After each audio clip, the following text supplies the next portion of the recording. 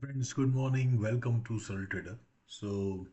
I just wanted to share some results on the Saral ETF system.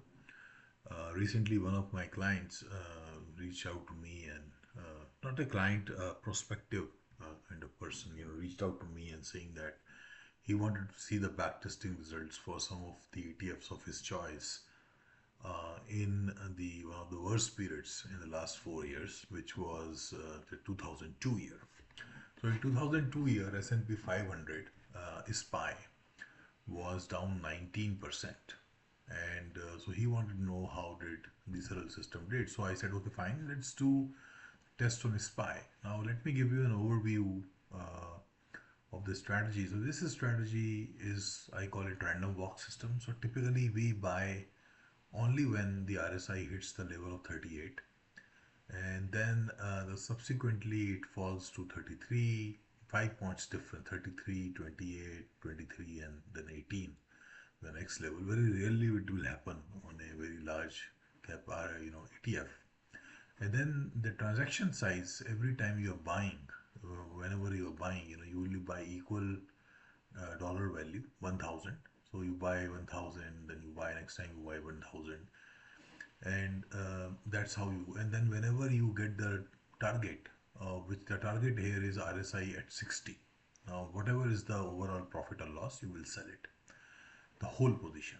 So you are buying at these levels and then you are selling at 60, and every transaction is 1000. So overall, S&P 500 did minus 19.48%. But how did our strategy do? Now there is another variation to it, where you are exactly doing the same thing, buying, but then you are selling as soon as you get 4% on the overall position. Until you get 4%, you're not selling. And one more condition in this variation is that whenever you are buying the next level, it has to be at least 2% below the initial purchase. Suppose you bought at 38, the price was 100. Now next time the 33 comes, but the price is 99, you can't buy it. It has to be below 2%, which is $2. So either at 97 or below 97.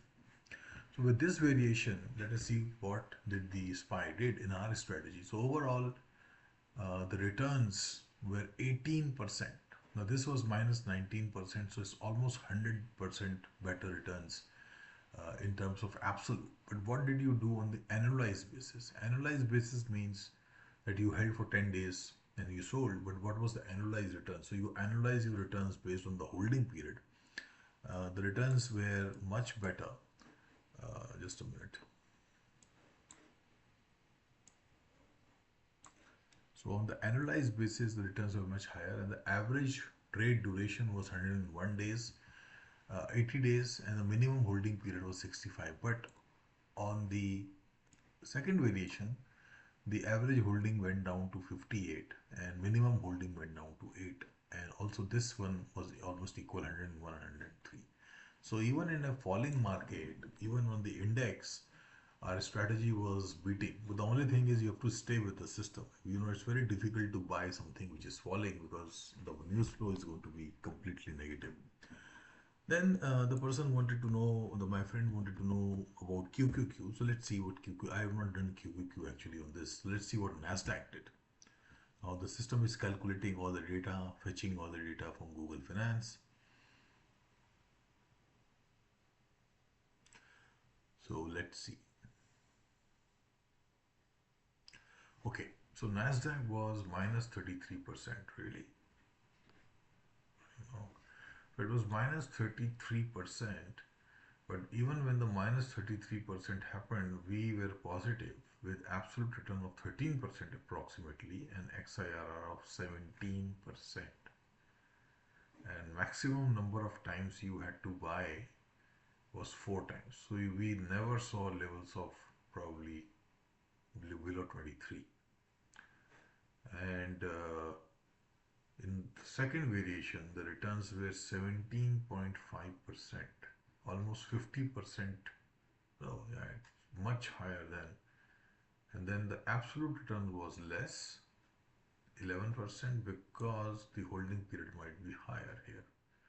So overall, this has been the returns. Even in such a falling market, the expectancy was positive. So 12%, 13%, and 17.5%. Let us see XLB. XLB is the material sector ETF. So let's see what it did in 22.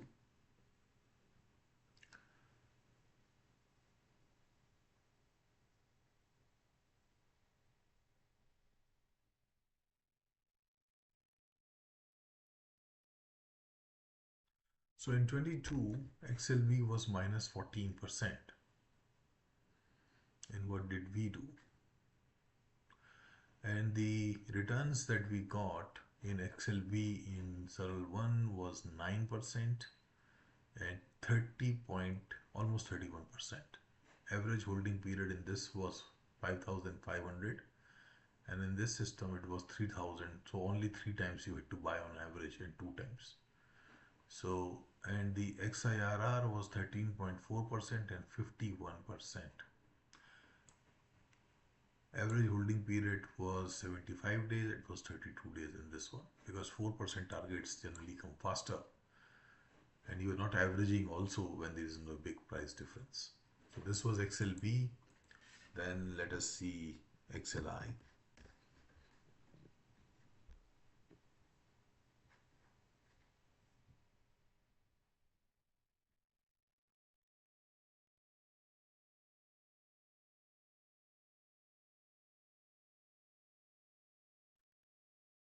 XLI was minus 7%.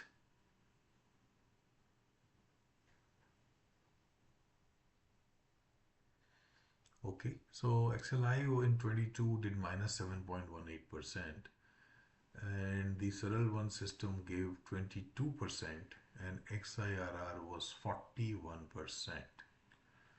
And in the same system, the second system, we were doing around 46% XIRR and 23% versus minus 7.8%. So you can see the outperformance. Let me see what are the other ETFs he wanted. Let me check on WhatsApp. There were a few others that he wanted to check. Let me check. Yeah.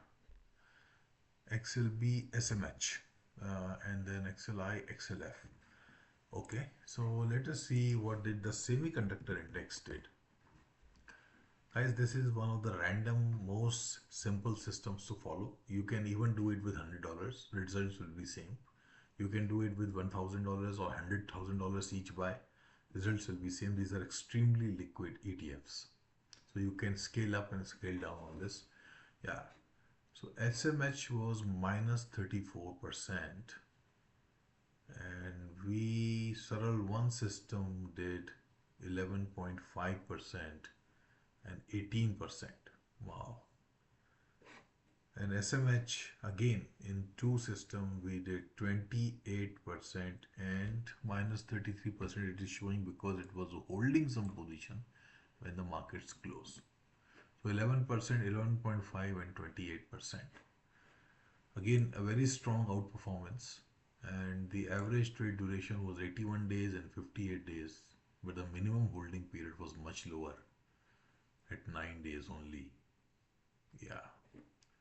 So SMH, because it was in deep downtrend, it was taking more time to get 4%. But here in this system, one system, you may have sold some trades in losses also, because as soon as RSI hits 60, you may not be able to make full profits or positive on that, but you have to sell it. Even then it was 11.5% versus minus 34%. XLF, this is the financials sector ETF.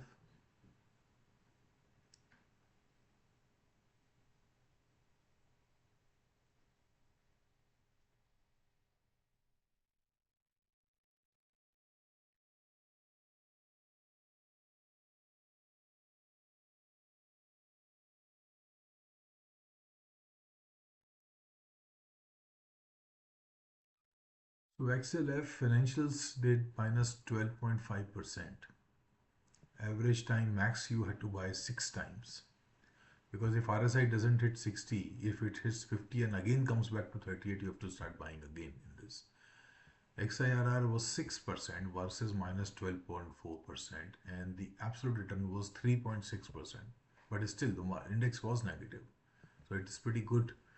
You actually managed to make some profit. But when we move to the next system, which is Saral 2, here you are making 19% returns with average XIRR of 41%. And 120 days max holding period, average 58, and minimum went down to 20, almost half here. So this is the power of simple Saral systems. So if you want to subscribe, if you want to trade the ETF, you can subscribe to me on Twitter, where I share the setups, and whenever I am entering or buying, we'll cover the leading ones there only. And if you want proper buy and sell suggestions, you can subscribe to our ETF alerts. We also cover stocks, options, futures. You can do that, or these are the two ways.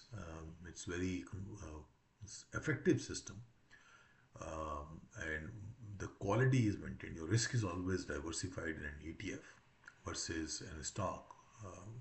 And I'll make another video where I will show you some of the leading stocks in 22, what did they do, and we'll take it up from there. You can follow me on Twitter, you can follow me on YouTube, you can also follow me and subscribe me our services on our website saraltrader.com. Thank you guys.